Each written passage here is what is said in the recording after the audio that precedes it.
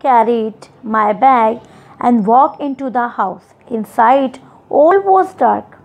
A mouse ran past me, giving me a fright. I opened the windows to let in some light. Suddenly, I felt a pair of eyes looking at me. I turned in fear and saw a photograph hanging on the wall.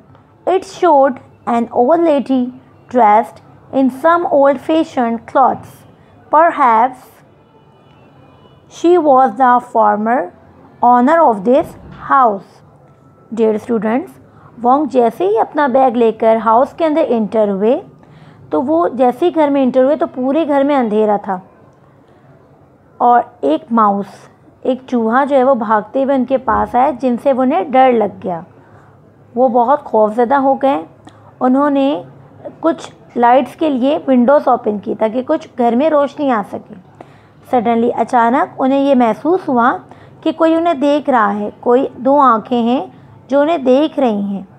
उन्हें ऐसा महसूस हुआ और वो खौफजदा हो गए बिल्कुल। और वो जैसे ही टर्न हुए उन्होंने देखा कि एक ओल्ड फैशन क्लॉथ में एक फ़ोटोग्राफ जो है वो एक वॉल पर हैंग हुई है। उन्हें शायद लगा कि ये फॉर्मर होंगी या फिर ये इस घर की ऑनर होंगी या इस घर की मालिक होंगी। Soon I began to feel hungry. I put my things on a table and opened a tin of sardines. There was no stove for cooking, so I had to eat cold dinner. By that time, the frogs had started croaking in the garden outside. Wong को बहुत जल्द ऐसा feel हुआ कि उसे भूख लग रही है और उन्होंने अपनी थिंग्स जो है वो टेबल पे रखी और उसे गर्म करने के लिए वहाँ पे कोई भी स्टोव नहीं था, इसलिए उसे ठंडी ही खानी पड़ी। और उसी के साथ उसे गार्डन से कुछ आवाज़ें आ रही थी और जो आवाज़ें थी वो फ्रॉग्स की थी। I lit a candle as night fell. Suddenly, I heard something moving in the hall. Who's there? I shouted loudly. उसके बाद उसे हॉल में से कुछ आवाज़ आई जिसकी वजह से वो बहुत ही शाउटली जो है वो चिल्लाने लगे और उन्होंने पूछा Who's there? वहाँ पर कौन है? डियर स्टूडेंट्स, वोंग को अचानक गार्डन से कुछ आवाज़ें आने लगी और जो उन्हें आवाज़ें सुनाई दे रही थी वो फ्रॉग्स की थी। फ्रॉग्स मीन्स मेंढकों की आवाज़ें। I lit a candle as night fell. उन्होंने एक मोमबत्ती जलाई। सडनली अचानक I heard something moving in the hall. Who's there? I shouted loudly. और अचानक उन्हें कुछ आवाज़ें आने लगी हॉल से और वो बहुत ही ज़ोर से चिल्लाने लगे और शाउटली उन्होंने पूछा हुज देयर? वहाँ पर कौन है? The noise stopped. आवाज़ें बंद हो गई। I rushed out with the tin opener in my hand. There was a shadow moving across the wall. I stabbed hard at it.